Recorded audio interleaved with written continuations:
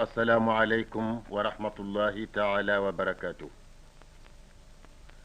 إن ربكم الله الذي خلق السماوات والأرض في 6 أيام ثم استوى على العرش يغشي الليل النهار يطلبه حثيثا والشمس والقمر والنجوم مسخرات بأمره ألا له الخلق والأمر تبارك الله رب العالمين. nganyine fonunko tawhido limaniya ye dun sondomo kono atelem farla faloti misilmo be wasotolno la nyaadi wolem man satallala da fem balu man satallala da fengol mume hadama dingo si korosiro keje fo al asi alala waro long anim man sola kallanke ya alqur'ano ya fo ako almario altol hadama dingolu alla manso wolem manso men yesam fataworo wuloda anim banko ayada tili woro wucco kono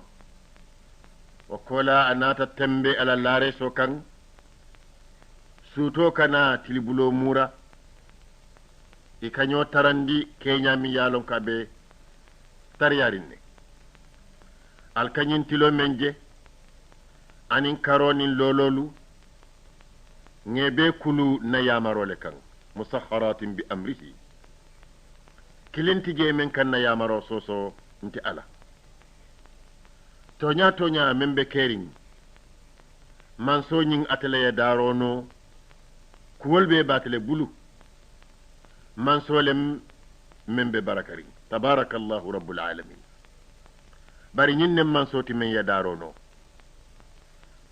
ate fangola ye seede yake a fangoye ko a dammale ñin fengol da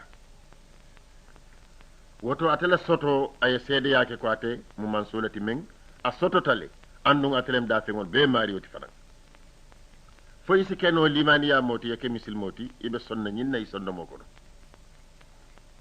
aye annabila musa diyamundi ate man so ñin kayitandiro kaya ko nte men ke diyamundi ten ntelem alati andun telem dafeŋol mume marioti ay ñine fo musa ye alqur'ano kono ako innani ana allah la rabbul alamin ntelem man soti men ntelem alati ntelem dafeŋol mume marioti anata faye koten ke dinkira koten alqur'ano kono سورة طه إنني أنا الله لا إله إلا أنا فاعبدني موسى انتلم علتي عندهم على على التكيرين دنيان اللاكرة فنت دمع لا إله إلا أنا وكما موسى اسم بطو نصر يوم من ديلا إسا نوما نلوال من نلندي إسا نوما hadama dingol la miro ye kola di wala fa'budni isi salwato londi men ngadi la wa aqimis salata li dhikri pour is din kamma i hakilo simirano wati o wati man satallaye kibaro di hadama dingol la ko atelem man soti men atlaye daroke andun adam malem fana la ilaha illa ana asiyata alqur'ano kono alqur'an ayol men nunata kay tandiroke ko atelem man soti men atlaye daroke andun akilin nem fana amam fula nyongo soto annabiyo mol nata men ye mo wuli kemesi ani wuli muwan ani mo wuli nani kilingo kilin ye kibaro di hadama dingol la ko man satalla atelem man soti men amam fulan kafu soto andum adam male ya daro ke fanan bi anna allah mawjud wa annahu la sharika lah fi mulki ala man saya man fulan kafu soto aman nani fanan soto men ani man sa koten nani taje alqur'ano yewo kibaro tonya yandi nyin kibaro men kabirim bemba adama fo na annabiyo mo muhammad sallallahu alaihi wasallam annabiyo mo wuli keme ani wuli muwanni nani ye nyin kibaro men di alquran kulul ya toñayandile alquran ko qul law kana fihima alihatun illa allah la fasadata fa subhanallahi rabbil arsh amma yasifun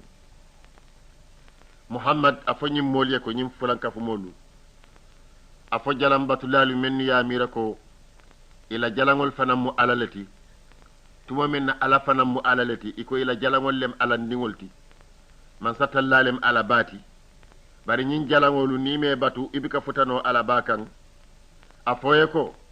law kana fihima alihatun illa allah natar nin sangonin banko ala kotem bije mammanke man satalla fangoti aketa ala fulati waranto saba waranto nani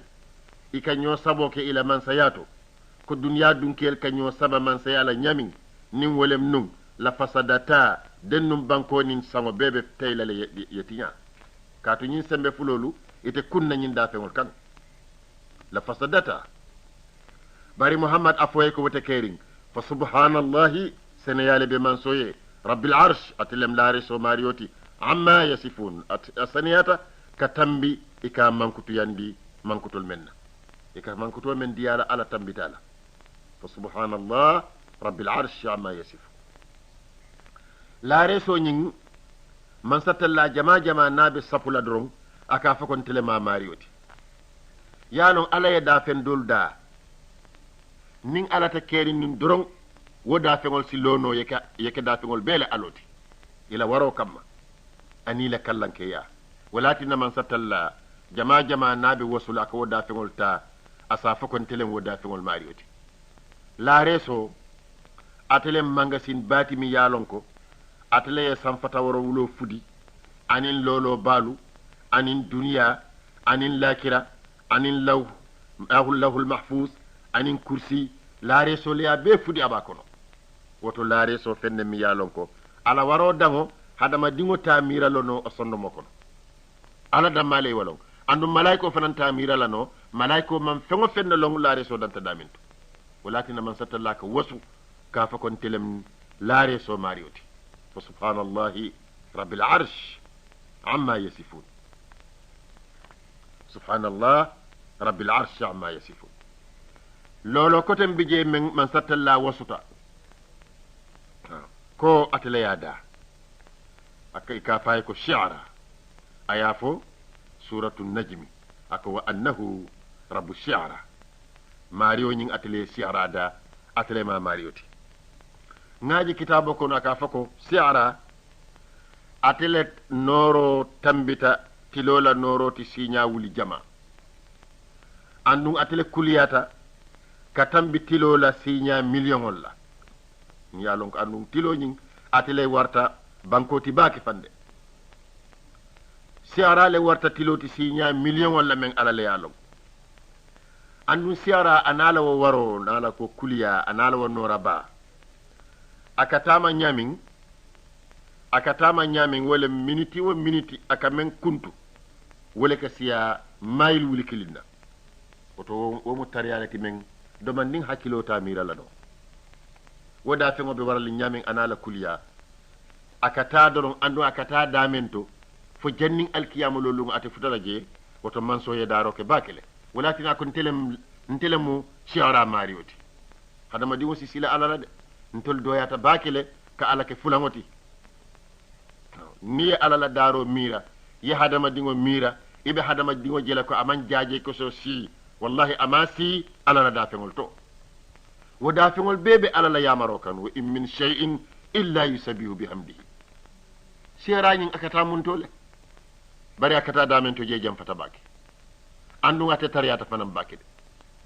andu ata futala je ma dama alkiyama lolu ngo mansi woto man satalla wasuta la resola warora anata wasu fanan ko atelem الشعر ماريوتي وكمل ويجب على كل إنسان أن يؤمن بربوبية الله مومو حدما دين يا كيو إماكي واجب ولم إكان يتمندي إماري ولا كو أتلي يدا تمامنا إمان سوتو أتلي يتوفتو فنان topatoro wolem tarbiya rububiyya man sola topatoro ada fengol ye walatina ka fako wa ana rabbul alamin ntilem da fengol topator lati tonya hadama dingo a wulula sa topatono a maralla sa topatono bari wo topatorol aye dandulale soto de wol musabol dammaleti katu kino nyin domoro nyin niya tabi fa mota ya di iddingola fo asa domono faye pare wo kola ay nake kono bayoti mi yalon ko wala ba sambala lakira woto topatoro alale ya no wala tinaka fako qul a'udhu bi rabbin nas ako atele ka adama digol topato hadama din isi son wala ni sonta wala doron ibn nafa bajila isaji be kala famma jilati yebbori ka wasu hadama dingolu kan iba lon nako ite fango ala le topato ni wonte num ikasarata man sata la ilahi do muta hadama dingol be bulu ila dar folo tuma men ayeda ila natalol be ifamalu tel kono comme mbemba adama yalon hadama dingo ala yembe dalum kilinne bari nak hadama ding ila natalo wala be kerin ni la funti wato sita jamano kono dunya kono ye funti ni la ta wato sita fanan fennati je men sabayino yeta kabirim bemba adama ala yada hadama dingol natalol bebe bate kono fi sulbi abihim adam hadis ko tan yafo ako hadama dingol la dar folo niyeje ika bonko iwo kenyo men ya juruma ye nyono mo wala nyama ibe meseyari fo nyaata jelano wa hadama dingol men am meseyata fo nyaata jelano ala ye wala muta ka dunni man yi jiwo kono ka kulu ka niyo dundije wo kola aya funtindi anata ke dafem bati mi yalon ko ala feedi o tambitale hadama dingo feedita alqur'ano le yafo kulikal insanu halu'an kato adammale ka wasu adammale ka hani alala mansola da fegol kono kananim fula nyango bi je wolem jinoti bari nyin da fem balu be kiling aka jara aka josa fara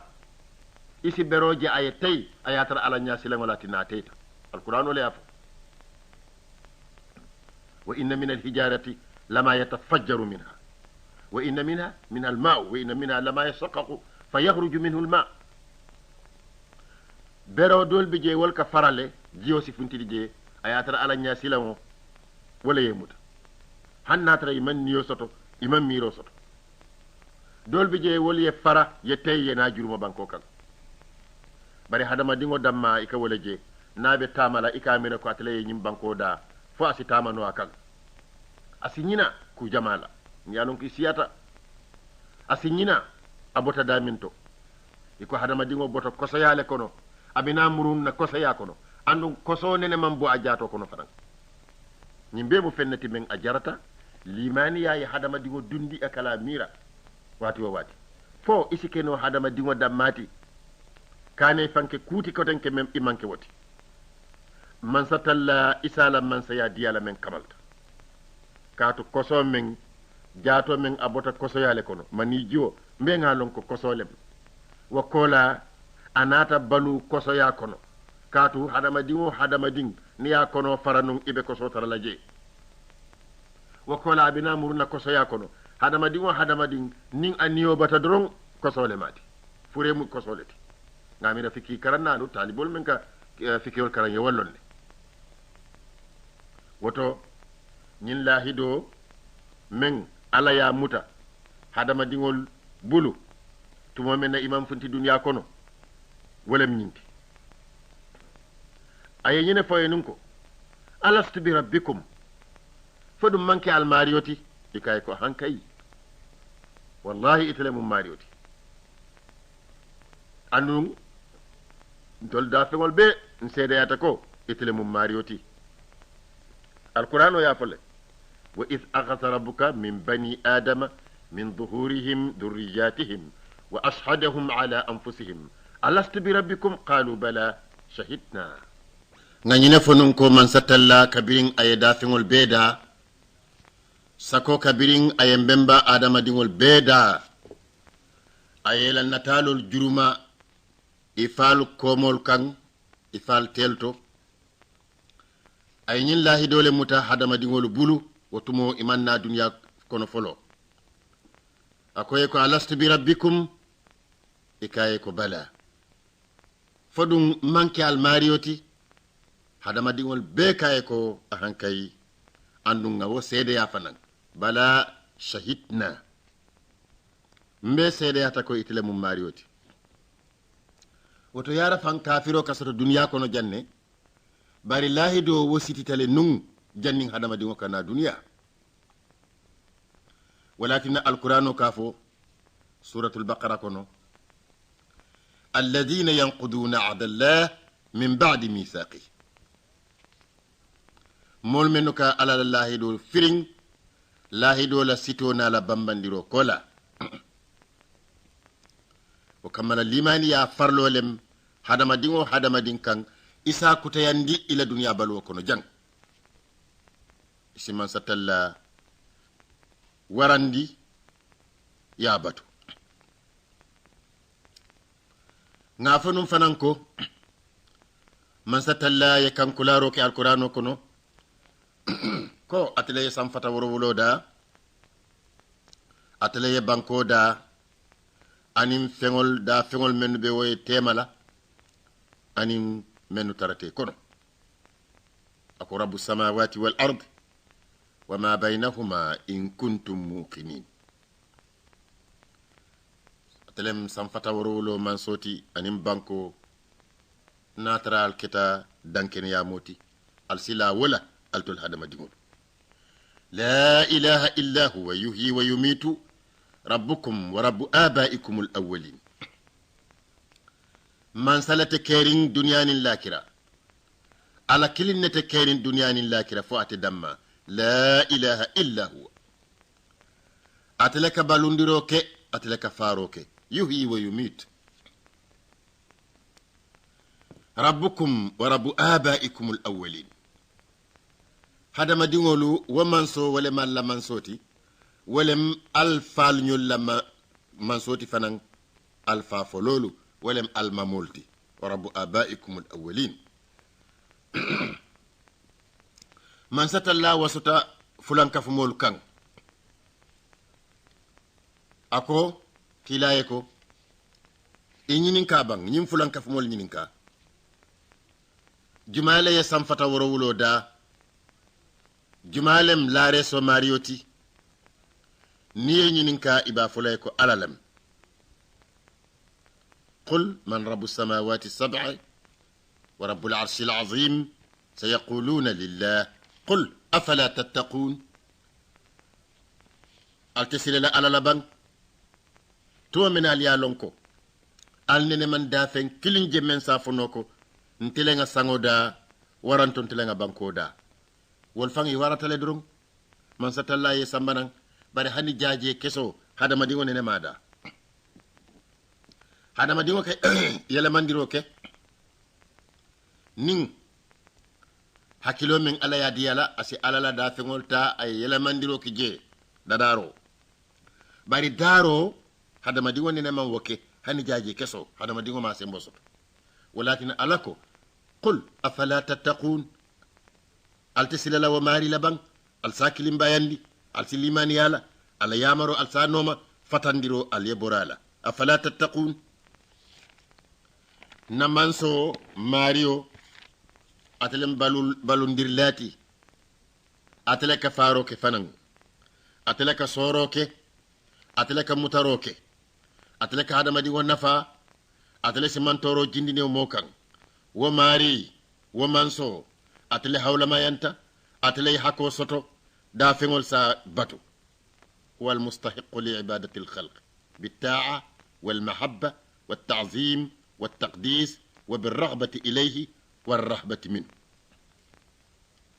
مول سا باتو دا فينول بي سا باتو كا نوما على يامارولا كا كانو فنان صندمول كونو كا ورندي صندمول كونو كا سنياندي فنان صندمول كونو أنين كيبارولو كا نوتو سيا كتا على ولين كسلا لفنا الرغبة إليه والرهبة منه. ماريو نين أتلم دار لا منصوتي أتلك هرجي فرين هذا ما دينول يه هذا ما دينول تانول مومي إبيك بالو نين على هرجي لا جاني بالو نكو على لم رازق واتدو بيجي إكافك الرزاق أتلك هرجي صوت أتلك صوروك هرجي لا باكي ولا وواتو لك لا تولا الرزاق جاني بيولونا beyen kilin dorong ipareta ka dañinin ni sembola ñamoti je fenti je fo ila kato damma ila ñimbe ila fita balundi la isa lon ko alale ka harje di ada fengol la ibaji lay korta isi wosi isi bata katabake ni wo mira yeda fengol je kabiri ni solu ñonko molu be ngolu ñunu be ka balu nin alala harje la wulo kono suwo kono hadamadin kilim bi kabataje woto atelem arrazaq hadamadin sila alala akana alake fulamuti المدبر لسؤون الخلق فهو القوي القدير العلي الكبير السميع البصير الرؤوف الرحيم اللطيف القبير اتلم من صوتي من كتا المدبر ولم ينتكو نم نجمان فصرولم nsafako ateleka kuwol be plan isaje kuwol ka funti ataya plan nyamin ateleka kuwol be landi aya landi nyamin aka funti wala nyama sambe katantije mensi wa bayno al mudabbir da fingol be la kuwol nak atele man soti membe bambandi fanan tonya aya da fen dol bambandi bari niyaji ka fako atele man soti membe bambandi wala nyinte fingo fem bambanta isa lon ko fenne ya bambandi fenne baye dumala ka bambandi bari adammale man sola fen ko tenna ma koy rola aya fole ni tada ayatul kursi aya fo jeto me nyin alquran sura men ko na suratul baqara alquran aya kilim bije allah la ilaha illa huwa alhayy alqayyum atlem alqayyum ni banko korosi sembe dole ya muta yellololu je sembe dole ye muta yettilo je sambe dole ye muta hani lon naltata sañi foy ka tola wasembo me yatinna lolol nin tilolu karo banko yi bika take nyokan ikala tola ko wolem aljazibiyya wasembo bari sembo mi yalon ko aman sola sembe kotenna wamate damalati de alqawi alqadir atleka kuwol tembendi fanan man sole membe ci karing alali niyaje ko man sole membe ci karing fu ala cikatale ka jamfa da fengol la wonte wala ñinti ko ala symbole be symbole be kan ko wala fo al ali be ci karing misal fe ini mo si tarano do ku dulato ala officio si tarano itela officio duma aya tara tele cikateti do ku dula kono man satalla la cikobe wala nyama da fengol kan al ali andum man solem fana men warta bak al kabir la moyr lalem bari niyaje iko la moyr lalem andum wo man kuto aya so da fen kote ngolla hadama di o ka moyro kele bari anin alala moyro fatata bak katu alala moyro na lonko aka moyro ke drong bari wo kenya ntolte wo fatam fansala no hadama di ngodin ala ye sufu kilinde di yala men ka moyroke ni wo tikita dorong asota dorong abika moyroke no ko denk wolem tulu fuloti man sola moyro nin tolta fatata al basir atlem jerlati hadama di ka jero ke bari ku dantan aka wala jeno wati dantan ala jero ka dan jeleto ala la jero ka asali yulem abadi yulem wolem amam folo dula soto aman dan dula soto kulete kerim fana men abikaje watu lete kerim men abikaje roke al basir anata ke bala fa man sati fanan rauf arrahim nema man solem fanan naman ke bala fa man sati nu denun da fengol be ci halaki sako nak hadama dingol ni jinolu ntol min yalon ko mbika ke kundino buray natarno man ke bala fa man sati nga tonye wati o wati ase jo asi julo jo dennum be halakita nema man solem fanan lakira arrahim ika fako rahman lem alki dunya kono bari rahim lem lakirati nak lakira wode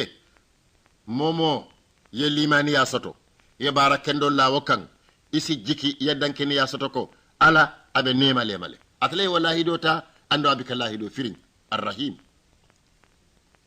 bari momo ye tawhido soso iman ala kilim bayandi iman lako abe konti bolale ima keku iman bara kendo ke ni fata kono kana mira ko ala be funtile kan bismihir rahim al-latif man sole mi yalon ko bala fala bale mati bari man sole mi yalon ko fanan a jato be foyarin ne katu kuwo ku yaje isalon ko alaba kolol aba kono nyamin nak huwa al-alim atale yalon abe dafengol kono nyami katu hadama dingo mimma hadama dingoti ala ko nahnu aqrabu ilay min hablil warid hani ikam koro men na kuntuta isifa walla ila ifaso men ka yelo janjandi ibala jato kono na kuntuta isifa wo sufolu sutiyate la nyawo nyama ala ko atele sutiyate di katambi wo sufol la wa nahnu aqrabu ilay min hablil warid wato ala atelem al-latif kumpa bo man salimati fanan nak al-khabir femma kumpa de ye fengo fenke mol nyala ala nyabela ya kay damma nyala ala nyabe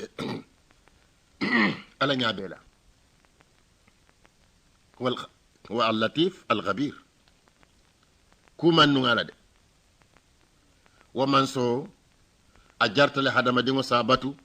ajartale hadama dingo si al inqiyat ke ala karawla walem ka song ke fandiyala nako tennem iko aha nako tente isi wotuje walem al inqiyat ita falako munatina ala ko teng misilmo manyanna wo fala momo ko misilmo le muyti imanyanna wo ko mo fala dalil jumalati na ala ko tennin teng wonte misilme yakumoti ala ye kuolande nyamin ite hadama dingo iko ila fita wo kuole topatola ya dada ku katu ala mala ku katu mba fale wala nyama misilme ye ku koyolong ala la kumol kan wo kola iko ila fita dada lale tonya i hakilo ye mem fo wala nyinti ko ala ya landi nyamin amanke ku batun tenga dada hadama dingo doyata waye bakele farabbuna huwa almustahiq bitaa walinqiyad mosi songala linqiyad nak atele koleyata ala bato sifa bela wala nyinti ko ning ala ya landi nyamin dorong ya mutayi wo nyama walahu asma'un husna wa sifatun ulya la yushrikuhu fiha ahad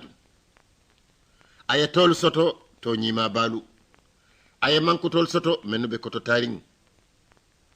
wa mankutolu anin woto nyimalu ama fembi ka fulan ka fujeto la yushriku fiha ahad walakin al-imam Shafi'i rahimahullah akafununko ntongandita alala ntenga dankini ya soto mansola limaniyata alala anin alaye men nati ka bondi alato anin alaya alala fitala nyamin alaya fasari nyamin mba mutaye wala nyama nte man fasaro sotoje manjero sotoje alaya jinni nyamin ngamuta wala nyama ntongandita alala kilala limaniyata alala kilala Muhammad anin alala kilaye kumol futandin tolko nyamin tolka nyamin alala kilaya fasarin tole nyamin ngamuta wala nyama andung al-imam Ahmad fanan ka wale fanu ako alaye men foko akaji kana fo san fata wara wula njango membe duniya ma fangola anin aye men foko al-qiyama lo lungo limaniya mo kendolu ibe ala jela anin ala yemen foko kila yemen foko sallallahu alaihi wasallam ala ka kabale ando aka jelele ando aka kamfa aka dunya kula aka kudolu kong aya kudolu kanu ako nyin kuwol be ntol ma fatam fanso long ala la kila ya sambantole nyamin mba mutala wala nyama dorong bari ka foko ala ka jele tennin tenne wala ala kamfa be tennin tenne akon tol man fenlonje bari mba be to nyandila wa nusaddiqu biha nu'minu biha wa nusaddiqu biha la bi kayfin wala ma'na nda falako ala ma'na mu nyinni nyinnati hannin ala la kila ayo fo nsonta fananko ku keri ngolem bari dal ntol ba falako nsonta fananko ala de man solem men aman nyongo soto aman misali ngo soto aman fulango soto aman denyo soto annun atelem samiu al basir atelem la moyrlati atelem jerlati fanan aman sola kambe wala ala man be sola kayrala wassalamu alaykum wa rahmatullahi ta'ala wa barakatuh